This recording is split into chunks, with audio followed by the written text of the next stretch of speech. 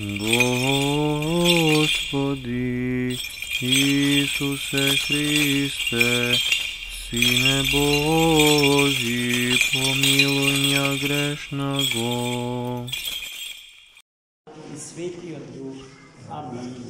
Возлюбени во Христа Бога, браќа и сестри, на почетокот од нашава денешна беседа сакам да ве известам за следната недела.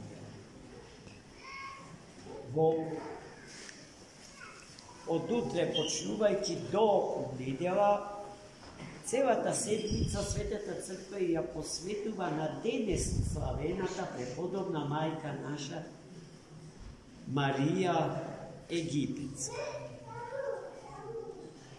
Следната недела, па што е петта поред недела од Великите пости, традиционално служиме сеноќно бдение. Сеноќното бдение ќе почне во саботата вечер во 23 часа и ќе трае до утредента, до раното утро во недела. А ве молам сите вас, кои што тоа го знаете, а и они кои што денеска го знаат за сеноќното бдение, да повелите, да дојдете таа ноќ да му ја посветиме на Бога и на сите свети и така збогатени изобилие на благодат Божја да влеземе во шестата седмица од Великите пости. Денеска пак Светата Црква го слави името на големиот синајски подвижник Јован, наречен лествичник, заради тоа што јас ве молам децата да ги стивните, значи ве молам, цела литургија се бориме со тоа, барем сега да можам да сврзам два збора зарад вас. Ве молам. Децата се злато, духовно, чисто злато. Нема нешто што повеќе од децата сакам. Ама мораме некогаш да имаме некаква власт, некаква контрола за светата литургија да тече нормално, природно и на душевна полза од сите. Ве молам.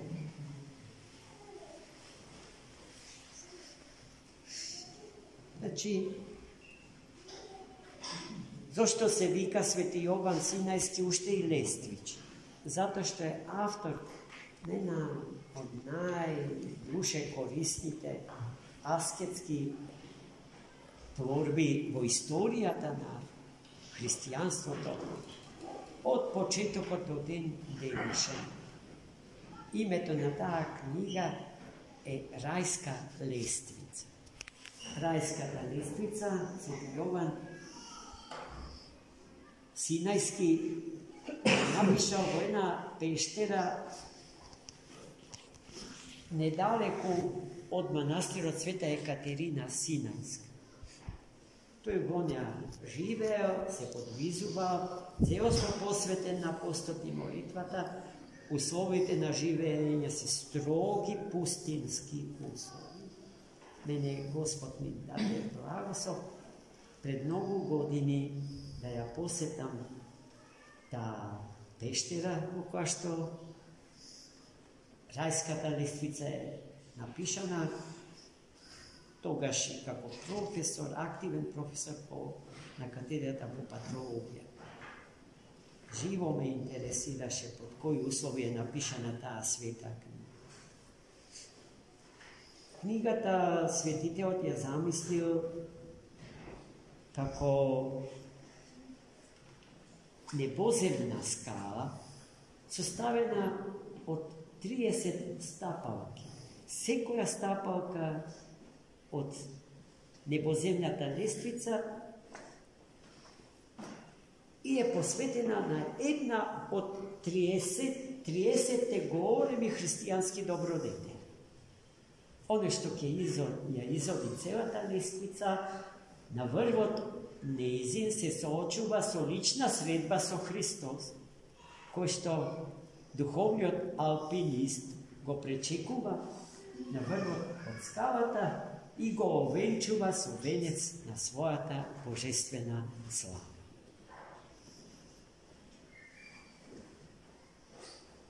Оваа книга на Свети Јован Лествичик си има и своја иконографска, односно ликовна представа. Ликовната представа е мощно интересна. Земјата од тука се почнува, а на небесата Христос, со венец на славата во рака. По лествицата се искачуваат сите од мајка родени кои што бараат спасение, кои што се свести за тоа дека животот не го должат на Бога и дека без помош Божија не можат ни еден чекор во животот свој да исчекори. Ама патот од земјата до небото воопшто лесен не. На тој пат од десната и од левата страна се борат две противставени сили за душата на оној што се качува. Од десната страна се белите ангели, кои што ни ја даваат преку потребната подршка и кураж да продолжиме да се искачуваме кон Бога, да растеме, да вишнееме померата од височината Христа. А од левата страна се паднатите, црните ангели, демоните, кои што прават се да не извлечат од лествицата што води кон небото и да не фрлат во бездната пекла. Светите ангели ја почитуваат нашата лична слобода и нивната грижа кон нас е соодветна на нашето човечко достоинство од Бога примено. А демоните се безпримерни, дрски, безсрамни, агресивни. Тие напаѓаат и насила сакаат да земат нешто што не им припада. И вистина е дека тие немаат власт над човекот. Тие не можат ништо да ни наштетат ако не се согласиме со нив. Се додека не се согласиме со нив, ние сме слободни од нив. И од сите нивни итрини и замки и стапици што ги ставаат на патот од нашето спасение. А патот на нашето спасение е патот на реализацијата на нашата личност. Тоа е тоа, браќи и сестри. Тоа е тоа што треба да го знаеме. И зашто треба да се залагаме здушно со целиот наш живот. Како личи тоа пластично да се изразиме? Па така како што во денешното евангелско четиво се случи со синот на таткото. Таткото го приведе својот син кон Христа. Тешко болен, демоноопседнат, пошто е нападнат, му вели таткото на Христа, од демонот на немост и од демонот на глупост. И ги има симптомите на една болест која што нам е доста позната. Како се викаше, ја сега не знате ја чуем. Епилепсија. Значи, проследена со жестоки епилептички напади. И тие, таткото веднаш не му пристапи на Христос, туку пред тоа ги побара неговите свети ученици и од нив побара помош. ги замоли, ако е можел да го излекуваат неговиот син. Но тие и покрај сиот труд да му подадат рака на тажниот татко, не можеле да му помогнат. И потоа тој доаѓа кај Христос. И од него го бара тоа што светите апостоли не можеле да му го дадат. Додавајќи дека неговиот син често пати паѓа во огин и во вода, под дејство на демоните вселени во него, и со самото тоа неброено пати се наоѓа во опасност да го изгуби дарот на живот.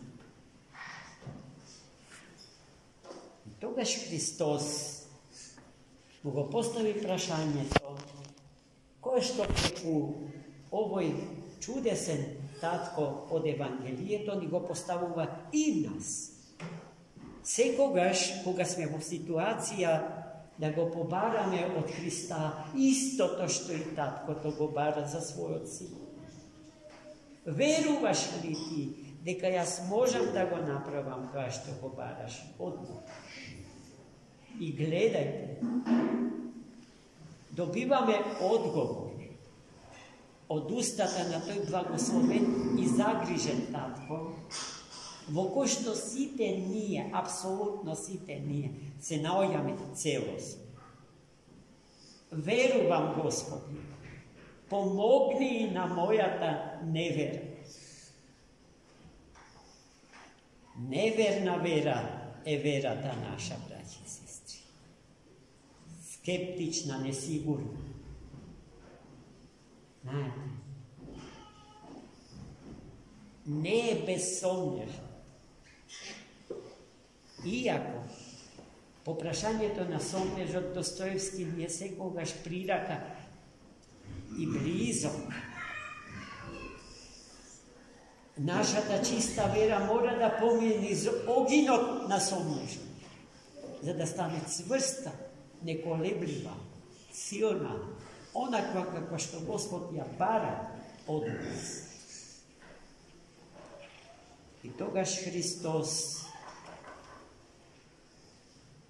восхитен од мудроста на таткото на синот, им заповеда на демоните да ги напуштат внатрешните простори